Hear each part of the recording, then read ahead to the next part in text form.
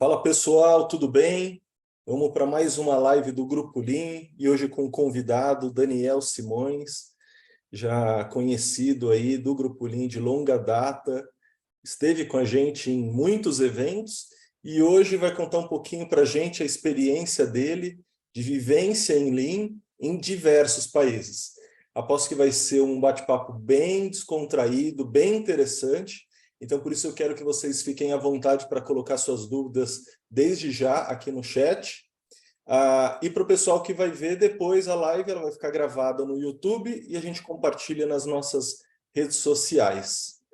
Daniel, obrigado por ter aceitado o convite e bem-vindo. Obrigado, Bruno. Sempre um prazer e, como você falou, eu nem sei quando foi a primeira vez que a gente fez um evento juntos, mas já fizemos vários e estou super à disposição para o que precisar. Excelente. A gente está indo para o 25º Fórum Nacional Lean, que vai acontecer em Recife. E aí eu fui buscar aqui nas minhas anotações qual foi o primeiro evento que você participou. Eu acho que foi o quinto. Eu estou indo para o 25º, você participou lá no quinto evento, que foi em Joinville. Joinville, exatamente. Em Joinville. É. E, aliás, a gente estava em Joinville antes desse de Recife, e eu tive a oportunidade de estar com algumas pessoas que te conhecem, e eu falei da live, e eles pediram para eu fazer algumas perguntas bem difíceis para você, mas eu vou te poupar. Eu vi as fotos, eu fiquei até com saudade do pessoal lá. Só gente boa, só pessoal legal. Amigos.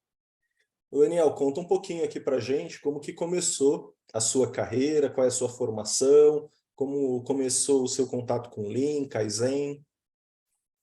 Então, eu sou formado em engenharia de produção mecânica na Mauá, em São Paulo. Eu me formei no final de 2005, se eu não estou errado, e já em 2004, já no final de 2003, a gente precisava, obrigatório, fazer um estágio lá, e a Mauá, os estágios acontecem durante os 2 últimos anos, né, de formação. E aí eu acabei entrando na época numa consultoria chamada CGE, né? E a CGE na época era uma consultoria que já tinha os seus 6, 7 anos, era uma consultoria super focada em como é que chama? Em TPM e manutenção e gestão de projetos. E a gente, na época, estava desenvolvendo alguns projetos de Lean, que a gente chama de Lean, né? Então, eu entrei para ser estagiário do Lean, adorei, né? Eu fiquei super feliz com as experiências, mesmo ainda na faculdade. Aí, acabou que da faculdade para virar consultor foi meio que direto, e foi indo, né? Eu fui seguindo a carreira toda de consultor para consultor sênior, para gerente, gerente de operações. E aí eu comecei a viajar um pouquinho já nessa época, né? Eu, em 2007, quando eu estava com 2 anos de formado, eu assumi um projeto nos Estados Unidos, que foi muito interessante, né? Eu acabava que eu estava indo direto para lá, cada 2 semanas eu ia para lá. Foi um desenvolvimento brutal, assim, porque eu acho que passei muito tempo fora de casa, mas com um desafio grande, que era a logística, o warehouse. Na época, assim, foi tudo muito um pouco novo para mim, mas deu super certo, e eu gostei um pouco dessa parte de viajar, fazer trabalho fora, e acabou que não parou mais, né? Em 2009, eu assumi a coordenação de um projeto muito grande de uma empresa que tem sede na Suíça. Então, eu acabei fazendo a liderança do projeto nas Américas, né?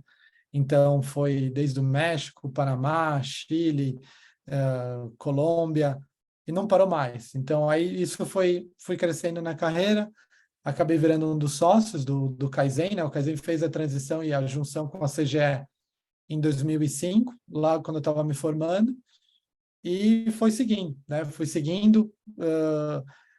Depois de um certo tempo, também tive um projeto muito grande com uma empresa de telecomunicações, e esse acho que foi, talvez em abrangência, em tamanho, foi um dos maiores que eu tive. A gente tinha 25 consultores no mundo inteiro trabalhando era 25 FTEs, né? Ou seja, a qualquer momento do projeto a gente tinha 25 pessoas trabalhando em 15 países ao mesmo tempo, né? Então, Caramba. esse foi um desafio cultural absurdo, porque a gente tinha no Brasil, a gente tinha no Japão, tinha na Argentina, Colômbia, Equador, México, nos Estados Unidos, no Canadá, tinha também na Rússia, Inglaterra, Espanha, Arábia Saudita, Indonésia, todo lado. Então foi muito interessante. A equipe adorou também. Quem estava no projeto tinha muito brasileiro. Dos 25, acho que 70% eram da equipe do Brasil. E continuou. E depois, obviamente, passava mais tempo no Brasil, viajava. Aí assumi também um projeto multinacional de uma empresa de automotiva, sede era na Alemanha. E aí a gente acho que decidiu, tipo, chega, né? Tem que a família, eu já tinha meu primeiro filho. Nessa época E, você já era casado?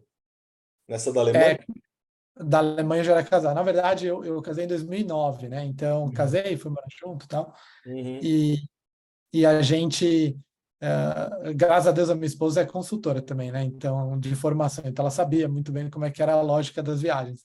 Mas o Aham. meu filho nasceu em 2014, quando eu estava no meio do projeto de telecomunicações, né? Imagina, eu voltei para casa, ele tinha 5 dias, e o Caramba. meu cliente ligou e falou assim: Daniel, eu preciso de você amanhã aqui na Alemanha. Uau. Que eu precisava viajar à tarde, né? E aí a minha esposa falou: não, vai embora, vai, tem que ir. E sempre foi um pouco assim, né?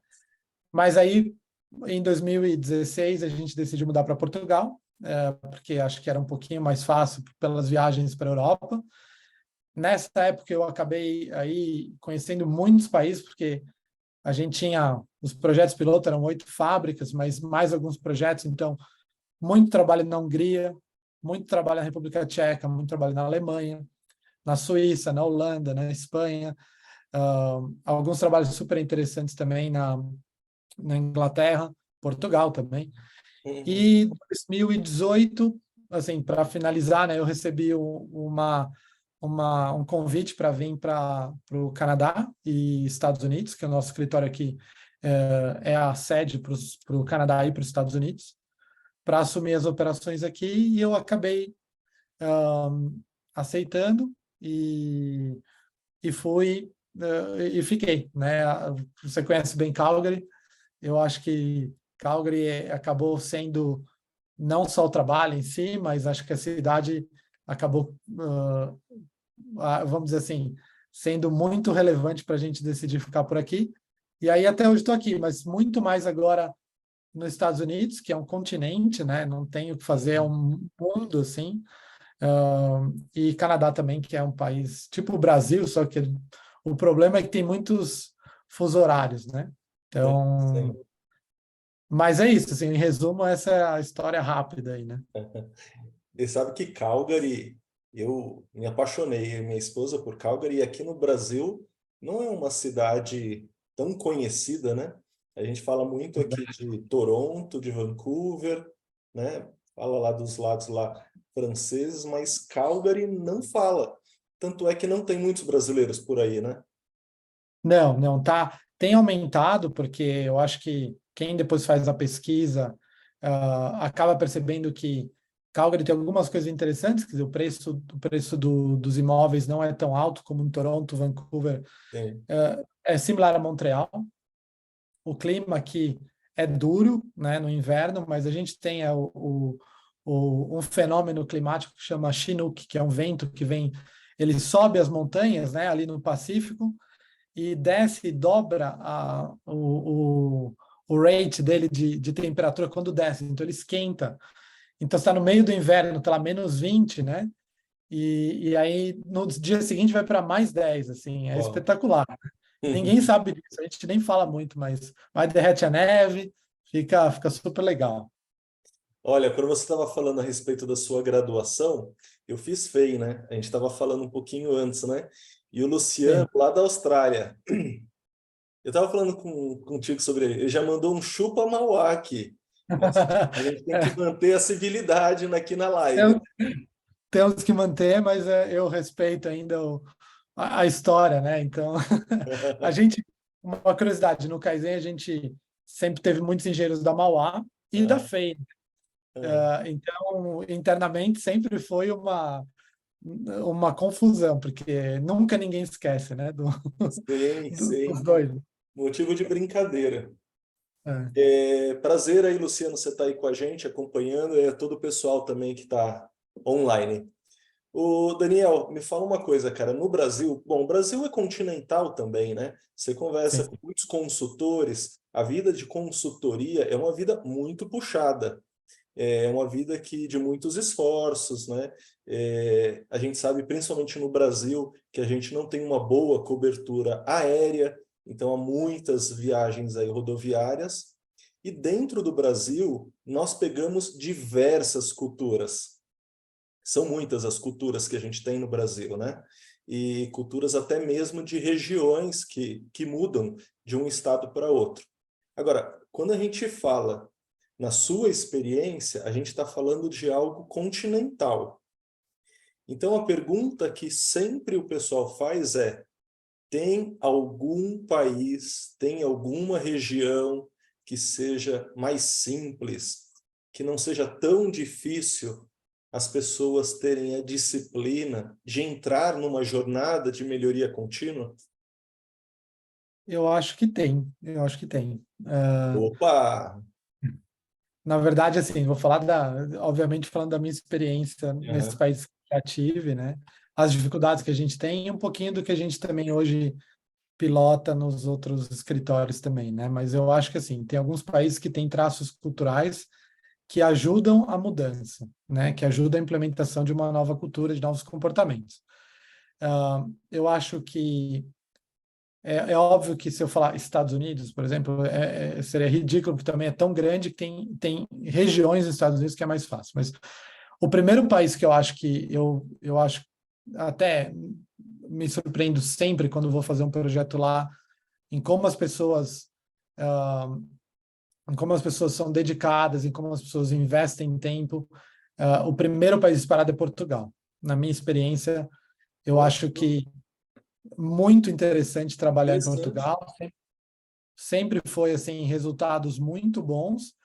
É uma média da população muito bem instruída e muito, eu acho que preparada para competir com o mercado europeu. Eu acho que não dá para, assim, tem várias análises que a gente pode fazer, mas eu acho que é um país que está, assim, sempre muito preparado para, ou precisa estar preparado para ser mais, para ser melhor, para competir com os outros países, né? Então, eu acho que eles têm já um potencial de cara muito legal. Algumas regiões dos Estados Unidos também foi onde eu encontrei assim os melhores resultados até hoje, né? Eu acho que tem nos Estados Unidos, de novo, sendo bem genérico aí, fazendo uma média, eu acho que as pessoas tendem a seguir muito o que é combinado. Uhum. Então, se você tem um padrão que foi definido e ele é simples, acho que não tem uma cultura melhor que a americana para seguir, fazer aquilo e repetir. Agora, por exemplo, se você tem um projeto muito complexo e você precisa de um grupo que vai topar tudo, que vai gerar ideias, que vai ser criativo, eu acho que no Brasil não tem ninguém melhor, né? Uhum. Então, o Brasil tem essa vantagem. Acho que o brasileiro tem esse problema de o que está combinado a gente vai seguir, às vezes ninguém segue, né? Uhum. Mas é muito legal quando você precisa resolver um problema com a equipe do Brasil. Assim, você sempre vai ter as melhores ideias, você vai ter o pessoal indo além, não tem muito bloqueio, né? Em Portugal tem muito bloqueio, na Espanha tem muito bloqueio, e nos Estados Unidos também, ninguém vai um passo além, mas no Brasil vai, né? Uhum. Então, assim, acho que se a gente falar do geral da implementação do Lean, quando se fala de comportamentos, eu acho que o Brasil ainda pode melhorar muito. Quando a Uhum. gente fala de breakthroughs ou de eventos Kaizen, no Brasil é um dos melhores lugares que tem para trabalhar com isso. O Olha. pós-Kaizen é duro, mas é que tá. Eu acho que o meu discurso principal em relação a isso, Bruno, é assim, a cultura do país é relevante, mas ela é 1% do que a cultura da empresa, né? Então, os meus melhores clientes foram no Brasil e foram empresas lá em Joinville, que você conhece super bem, eu passei muito tempo lá em Joinville, E eu acho que eu tive as melhores experiências, porque, por sorte, talvez a minha sorte, né? A empresa tinha um bom modelo de gestão da rotina, que não era nada a ver com Lean, já vinha de antes. Eles já estavam mais preparados para fazer a gestão, para implementar. Então, eu acho que a cultura do país é 1% dos problemas. Se a empresa não tem boa cultura, lá em Portugal também não vai bem. Vai ajudar você ter lá em Portugal? Vai. Mas eu acho que o que vale é a cultura da empresa. E isso é essencial. Eu ia te fazer exatamente essa pergunta, se a cultura da empresa se sobrepõe à cultura de um país. E pelo que você está vendo, sim. Sem dúvida nenhuma. Sem dúvida nenhuma. Eu acho que aí depois você fala do mérito de você ter uma empresa multinacional e a cultura local versus a cultura global. Isso pode ser um problema também, acontece. Eu acho que isso foi muito do que eu percebi lá no caso das telecomunicações, foram 15 países ao mesmo tempo.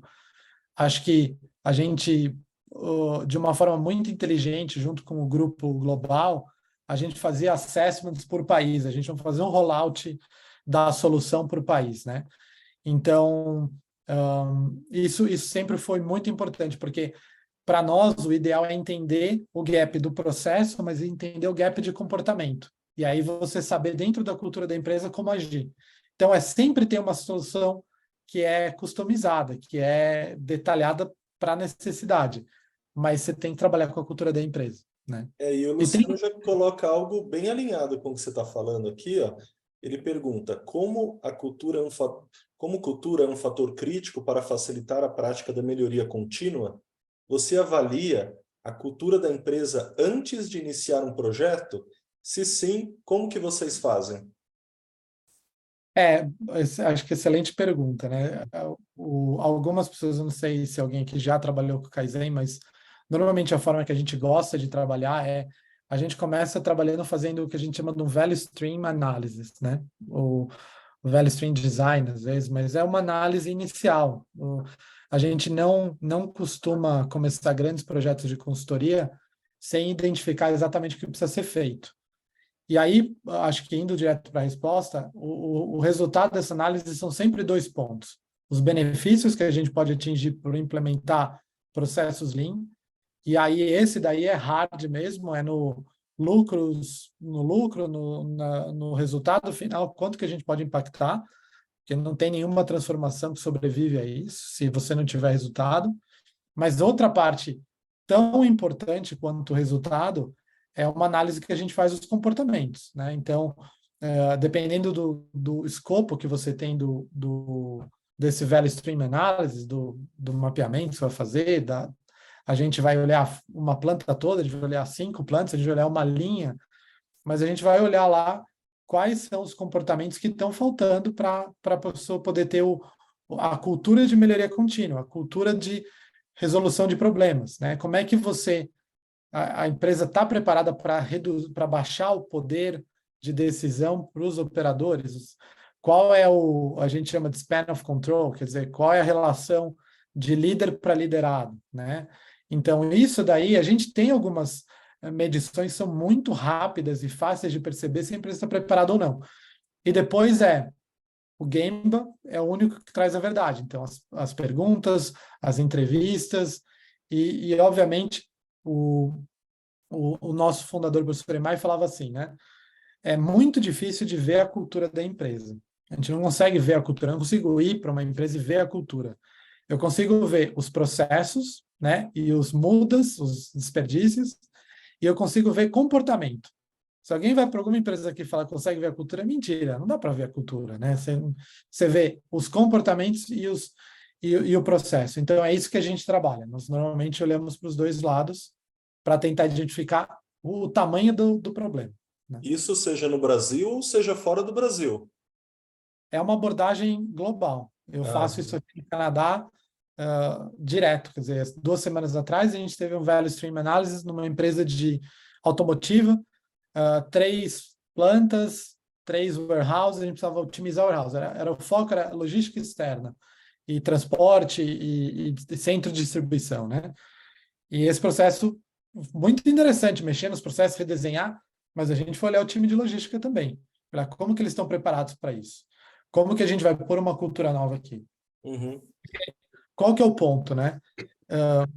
No Kaizen, a gente também trabalha para o resultado, né? A gente não trabalha pela bandeira de levar o Kaizen a qualquer custo. Não, o Kaizen tem que trazer resultado. E tem clientes nossos que fazem o que a gente chama, às vezes, de projetos capitalistas, né? Eles estão interessados ali na cultura, mas estão muito mais interessados numa fusão, numa aquisição, num resultado rápido. Então, a gente vai servir vários mestres, mas a nosso papel é deixar uma semente plantada de que a cultura vai melhorar. Então, sempre assim. Aqui no Brasil é comum, e você conhece bem, que a demanda para consultorias muitas vezes já pede um payback, né? Então você já Sim. contrata a consultoria, já espera um payback, mas não se sabe nem ainda aonde vai atacar. Isso é comum, Sim. principalmente pelos valores e tem que ser justificado e por aí vai. Ainda que a pessoa conheça sobre Lean, sobre filosofia, ela fala assim, olha, para eu conseguir uma aprovação, eu tenho que demonstrar o potencial de ganho. Quando há uma demanda de consultoria fora do Brasil, como que é? Como que eles trabalham? Eles trabalham da mesma forma? Varia um pouco por país, né? Eu acho que alguns países estão mais maduros economicamente, eles com certeza vão buscar e até é mais fácil de trabalhar, porque, por exemplo, eu fiz muitos projetos na Alemanha e a gente fazia o nosso diagnóstico inicial, uma semana ou 2 semanas, dependendo do tamanho do processo. Sentada junto na semana, estava lá o diretor financeiro. Ao final da semana, o projeto era aprovado para seguir. Quer dizer, você tinha lá uma aprovação para seguir com um projeto de 1 ano, 6 meses, já na hora. Quer dizer, eles estão diferente do Brasil, porque às vezes eu acho que a cultura fora, normalmente o que a gente percebe é que o projeto às vezes é muito mais dirigido por quem é o dono, por quem é o verdadeiro o sponsor lá, o patrocinador do projeto. Então, quando você mostra e demonstra que é possível chegar no resultado, a decisão é muito rápida. Eu já acho que no Brasil, às vezes, isso não acontece, porque lá no nível alto eles têm medo de descer, né? Tem medo de olhar, tem muito pouco diretor, vice-presidente que põe a mão na massa, né? Então, aí quando você termina um projeto, você tem todo um trabalho de convencimento, muito similar com o Canadá, né? Por exemplo, o Canadá é muito parecido dessa forma. Os Estados Unidos já é um pouco mais prático. Você mostrou o retorno, segue. Agora, outros países, por exemplo, na Ásia, ainda tem muito projeto focado na cultura só. Então, o retorno, o cálculo de retorno, payback, nem existe. Olha só. Então, depende muito do país. Mas, normalmente, os países que estão mais maduros vão pedir isso, e os que estão melhor ainda, o que acontece é que eles vão aprovar muito mais fácil, vão seguir, vão apoiar.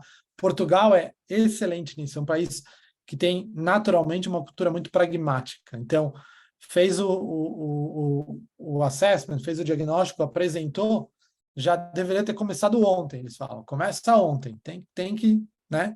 Mas vão cobrar o resultado, vão seguir e vira um projeto normal, né? Então é muito interessante como varia isso. Perfeito, vamos lá. O Vanderlei Dorta, ele coloca a seguinte pergunta: quão importantes são os comportamentos para o sucesso da transformação Lean? E qual é a abordagem mais eficaz para melhorar e sustentar os comportamentos Lean? Eu acho que é essencial para assim, a gente está falando, até pegando pela pergunta de transformação Lean, é uma empresa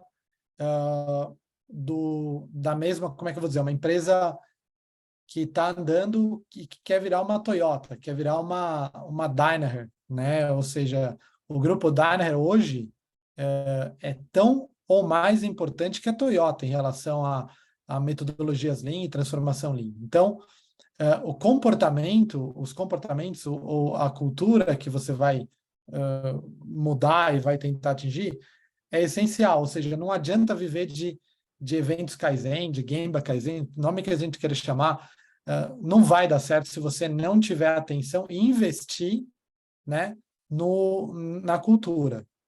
Como que normalmente a gente faz isso? Como é que a gente recomenda que isso seja feito? Normalmente é um trabalho específico, na nossa metodologia chama de Kaizen diário ou gestão da rotina. Mas o essencial é garantir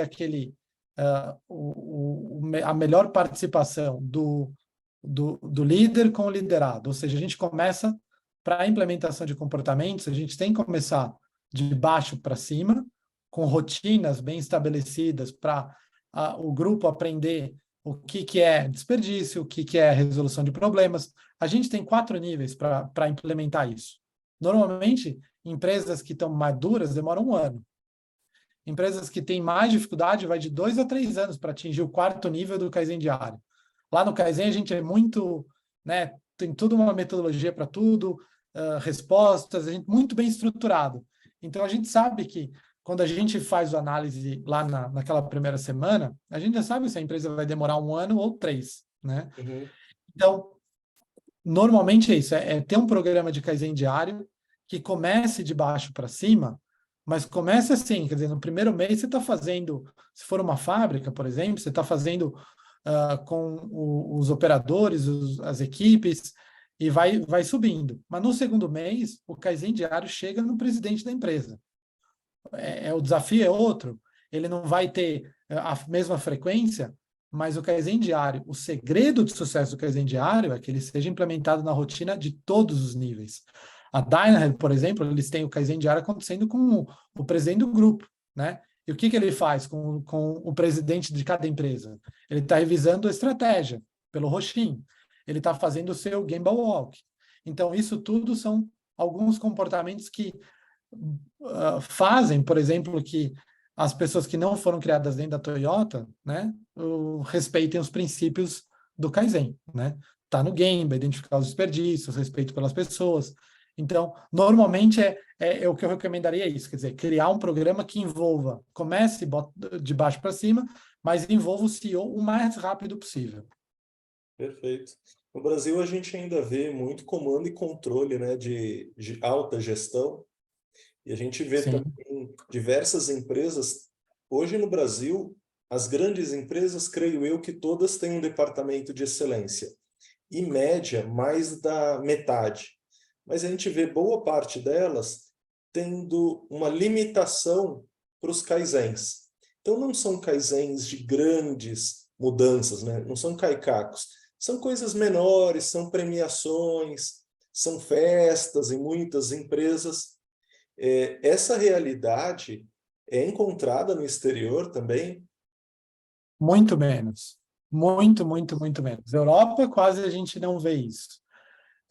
Apesar de você tem assim o grupo de melhoria interno, mas assim é sempre um grupo muito focado, não num trabalho, como é que eu vou dizer, não é num trabalho muito disruptivo, como seria com uma consultoria, mas empresas grandes aí como Philips, como Nokia, eles têm uma área e têm grandes objetivos para seguir. Agora, não é aquele Kaizen que é feito só para mostrar um PowerPoint, sabe? Eles privilegiam muito mais o trabalho. Agora, uma coisa que a gente vê que é comum aí, eu acho que não importa o país ou não importa a empresa, é você ter uma equipe interna que não é uma equipe que seja valorizada e que não sejam os melhores da empresa, né?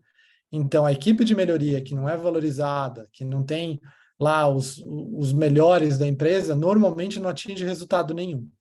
E aí é colocado lá só para fazer uma coisa ou outra, mas não cria problema. Porque, de natureza, a equipe de melhoria tem que criar problema, ela tem que cutucar, ela tem que querer mudar. Então, eu acho que, assim, se eu fosse... Eu vi muito mais bons resultados na Europa, Alemanha, Portugal, onde eles levam a sério, se pudesse resumir, do que no Brasil, Estados Unidos, Canadá. Às vezes, assim, é aquela ideia de o trabalho da melhoria contínua é do gerente de melhoria contínua. E não é, né? Ele não, de longe que ele vai fazer todo o trabalho, mas ele está fazendo uma transformação, uma adaptação da cultura para que todo mundo faça a melhoria todo dia. Então, o outro ponto que é interessante, falando um pouco de maturidade das empresas, é que as empresas mais maduras em Kaizen e Lean não têm grandes departamentos de melhoria contínua, né? E aí é um paradoxo. Eles realmente trabalham com isso já inserido dentro do dia a dia. Então, é diferente, né? Perfeito. Bom, a próxima pergunta é da Gislaine Limão. Quais passos devemos seguir para modificar a mentalidade das pessoas com o intuito de solucionar os problemas na causa raiz, ao invés de somente realizar uma ação de contenção, na sua opinião? Nós sempre falamos de ter o pensamento de resolução de problemas, né? Aqui a gente fala do problem solving mindset, ou seja, tudo que for problema, e o primeiro, e começa até antes disso, que é a identificação do que é um problema, né? A identificação do que é um desvio, entendimento do que é desperdício, do que é uma anomalia, né? Dependendo de qual parte da metodologia que a gente está. Mas eu acho que o essencial é criar essa cultura de resolução estruturada de problemas. Ou seja, a gente costuma fazer isso com o Kaizen diário, né? O primeiro nível do Kaizen diário é a reunião, né? A gente fala. Então, e se eu for começar o Kaizen diário em qualquer empresa, em qualquer nível, eu vou estruturar uma reunião. É uma reunião rápida, que olha indicadores que são criados pela equipe, não pelo alto executivo. A equipe cria os próprios indicadores, a equipe cria o próprio quadro, que é diferente de todas as equipes, que o quadro tem, como é que eu vou dizer? O quadro é de cada equipe, quer dizer, cada equipe é dono do seu quadro. Então não pode ser aquele, eu vou fazer gestão da rotina, todo mundo tem o mesmo quadro. É o primeiro problema que você encontra, você não vai criar aquela liga para dar certo. Então, o primeiro nível do Kaizen diário é reunião, com indicadores criados pela equipe, no formato que eles querem, com a paciência do mundo para eles se desenvolverem e entender o que é um indicador, guiado por um sensei, guiado por um consultor interno ou externo. E o que você vai praticar todos os dias com a equipe? O 7 desperdício. Você vai ensinar os 7 desperdícios, só isso. Você vai ensinar o que é um desvio no indicador. Se o indicador era peças produzidas, se o indicador era número de chamadas, se o indicador era qualidade no serviço ao cliente, você vai entender por que aquilo se desviou, né? Por que isso foi pior do que era esperado. E aí o líder da equipe vai orientar a como encontrar soluções para aquilo. Então ele vai começar a falar, olha, existem vários tipos de soluções, tem aquelas que é um problema tão simples que a gente consegue resolver hoje, né? Tem aqueles problemas que são um pouco mais complexos, e aí a gente precisa de um pouco mais de investigação. E a investigação vai ser muito baseada no 7 desperdício, vai ser baseada nos... Normalmente a gente fala que no Kaizen diário nível 1, você não faz nada mais do que 5 porquês, né? Então, 5 porquês e uma espinha de peixe, um Ishikawa, é o que basta, né? Então, acho que assim, se você quer criar a cultura de resolver o problema na fonte, crie a rotina para pegar o problema.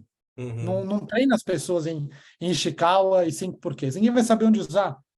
Crie a rotina é que salva. Monta a rotina, todo mundo olha aquilo todo dia. A gente sempre fala, uma boa reunião ou uma reunião de sucesso é aquela reunião que todo mundo falou e que a gente resolveu pelo menos um problema. É isso que a gente quer. Repete isso 365 dias por ano, o resultado é fantástico. Isso é a essência do Lean, né? Isso é a essência do Kaizen. É. E, ok, é óbvio, ok, e a gente não pratica. Não pratica. Não é? E você sabe por quê que é essência? Bruno, você foi lá para o Japão já ou não? Você já foi lá Não, na... não. Então, lá, a Toyota tem, no Museu da Toyota, lá em Nagoya, né? Eles explicam como é que a Toyota começou, lá de têxtil até ser o que é hoje, né? E tá lá, eles falando que eles realmente pegavam o Ford e desmontavam o carro e falavam, como é que eu vou fazer essa liga do aço aqui, da porta? Porque eu faço uma aqui que é mole, encosta a massa. Eles faziam, todo dia tinha que ser um pouquinho melhor. Quer dizer, a essência do Lean, a essência do Kaizen é hoje melhor do que ontem, amanhã melhor do que hoje. Essa é a essência. Essa é uma rotina, na verdade, está descrevendo rotina. Então, crie comportamentos que visem a rotina, que não visem o treinamento, a ferramenta. As melhores empresas que eu já trabalhei e os melhores resultados que eu tive foi nisso, né? A gente conseguiu desenvolver uma boa rotina. Perfeito. Pessoal, pode continuar colocando as perguntas aqui. Eu queria te fazer uma pergunta também de um movimento que tem acontecido no Brasil muito forte. E aí eu queria saber se você tem visto isso em outros países. No Brasil tem se multiplicado cursos de melhoria contínua que tem virado até commodity. Então, sempre a gente abre um LinkedIn, um Instagram e aparece lá. Faça o curso tal e não sei o quê, 1.000 horas, certificado por R$ 0. Aí você, como assim, né? Ou faça um black belt por R$ 199, né? Ah, quando veio a pandemia, a gente teve uma explosão, todo mundo fazendo cursos e por aí vai. E pós-graduação também, a gente vê muita pós-graduação, MBA e por aí vai.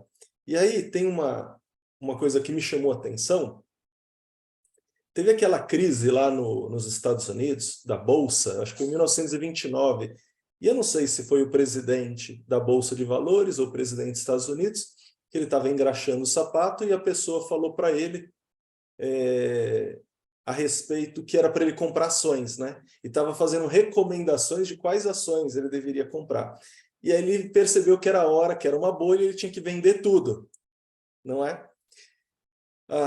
Eu tenho um negócio na cidade onde eu moro, e eu passei ali no final do dia, e o marido de uma funcionária, ele falou assim, pô, tô fazendo um curso, pô, legal. Que curso está fazendo? Tô fazendo Black Belt. Black Belt, mas você não trabalha com... Não vou dar tantos detalhes, né? Você não trabalha com Sim. coisa totalmente diferente? Não, mas é bom para o currículo. Então, eu lembrei daquela história lá, que é muito contada, da Bolsa de Valores, e aí eu queria que você falasse, se você percebe essa onda fora do Brasil, que aqui ela se alastrou de uma forma que é muito fácil você ser especialista Lean em um curso. É isso aí. Não, ó, Bruno, na verdade, e eu acho que isso é muito Brasil, né? E o Brasil tem isso não só por causa do Lean, eu acho que o Brasil tem uma necessidade, o brasileiro tem uma necessidade de estar certificado, de ter cursos universitários. O mercado universitário no Brasil é um dos maiores do mundo, né? Então, a oportunidade está aberta, o público está treinado, o brasileiro está treinado, está adestrado a seguir por esse caminho. Não vejo isso em quase nenhum país. O país, talvez você falar dos Estados Unidos, poxa, tem especialização, tem um MBA, não é MBA, é uma extensão em Harvard de Advanced Management, ou seja, de gestão avançada, que era com o ex-presidente da Danaher, por exemplo. Então, eu acho que assim, o Brasil tem uma facilidade de abrir espaço para falsos profetas, né? Para tudo, não é para Lean, não é para Six Sigma. Tem muita gente que não põe o esforço, que não faz e vai só piorar. Na verdade, agora com o chat GPT, com as linguagens aí que estão aparecendo, só vai piorar, né? Eu acho que cabe a cada um, assim, de ver o que vai fazer e selecionar boas fontes. A gente conhece alguns MBAs e pós-graduações no Brasil que são excelentes, excelentes. A gente sabe o compromisso que eles têm em trazer pessoas que sabem na prática, porque não é um tipo de tema que você aprende só na teoria, né? Tem que ter muita vivência prática, tem que ter muito caso, tem que ter muita coisa. Então, é muito mais comum ver isso no Brasil. Eu não vejo isso em outros lugares, apesar de você ter a academia e as faculdades também ensinando isso, mas não da forma como é no Brasil, né? Mas acho que, infelizmente, ou felizmente, não sei, isso não acontece só para o Lean, acontece para tudo. É, Né? A eu, explosão agora também dessa parte de ações e como investir na bolsa, isso aí agora explodiu também. Então, é muito cuidado, porque a gente vai ouvir de pessoas que talvez não saibam muito bem, né? é o que você disse, né?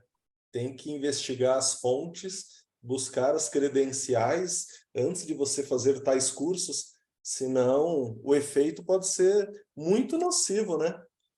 A É, pior coisa é você achar que você é o expert ainda sendo um ignorante no assunto, né? Esse é o pior caminho. Na verdade, assim, Bruno, eu tenho um MBA também, né? E eu fiz isso já em 2011, eu acho que foi. E uma das minhas preocupações quando eu fiz o MBA foi saber quem eram os professores, né? E qual era o nível dos alunos também. Eu acho que metade do valor que você tira de um curso desse é o networking que você cria, quer dizer, quem fez, o que fez, como evoluiu as experiências. E depois os professores, aquele que você vai perguntar eternamente, ele não tem fim, sabe? Ele vai saber de tudo. Então, ele está lá para ensinar um nicho, para ensinar algo que é muito, um escopo muito fechado, mas muito profundo. Então, tem que descobrir quem que são as pessoas que estão lá. E eu acho que isso é essencial para um curso de pós-graduação, né? Então, Perfeito. essa investigação precisa acontecer. A gente já está chegando no final da nossa live, mas temos algumas perguntas ainda. A Gislaine coloca aqui. Gislaine Limão, você acredita que a transformação digital pode nos ajudar na rotina de implantação do Lean? Como é utilizado fora do Brasil? Já existem automatizações que ajudam no dia a dia? Com certeza pode ajudar. Eu sou super fã. Eu acho que assim a gente está na melhor época, por exemplo, para fazer um sistema puxado com digitalização super barato, né? Na verdade, hoje em dia, criando um QR Code, um Microsoft Forms, um Power BI, uma automação, você faz milagre, né? Você faz uma série de coisas espetaculares que antigamente não era possível. O que eu vejo fora é que, às vezes, depende, por exemplo, vai para a Alemanha, tem soluções que algumas empresas estão acostumadas a ser mais digitais, né? E eu acho que adotam com um pouco mais de facilidade. Mas eu vejo fora do Brasil que o problema é igual, ou seja, a solução não está em quão tecnológico é o seu iPad, todo mundo cai nessa armadilha. O que a gente costuma dizer é desenhe o processo e automatize o processo. Desenhe a solução do sistema puxado e automatize, né? Ou seja, você pode desenhar o seu Mizusumashi, o seu trem logístico, pôr um leitor de QR Code ou fazer um NFC ali na ponta e automatizar tudo aquilo e ser espetacular, mas está dentro da tua solução. Ou você vai comprar uma solução caríssima que ninguém sabe mexer. Então, a gente costuma dizer que o segredo não mudou. A automação de baixo custo está mais acessível. E a automação de baixo custo, normalmente, qual que é a melhor definição? É uma solução feita dentro de casa. Isso é automação de baixo custo. Se você vai para fora de casa para comprar automação, a chance de você não entender depois como alterar ou flexibilizar a automação é muito grande, né? Então, a gente sempre recomenda isso, mas a transformação digital está aí, é uma realidade, tem que ser abraçada e usada da forma mais simples e mais barata possível. Perfeito. Antes da gente terminar, onde que você encontra, em qual país, em qual região você encontra o Lean sendo levado mais a sério? E o que eles fazem que você poderia recomendar para nós que estamos no Brasil? E qual é o oposto também? Se você não quiser falar o país, fica à vontade. Só fale o que eles estão fazendo que está legal e o que quem faz não é bom.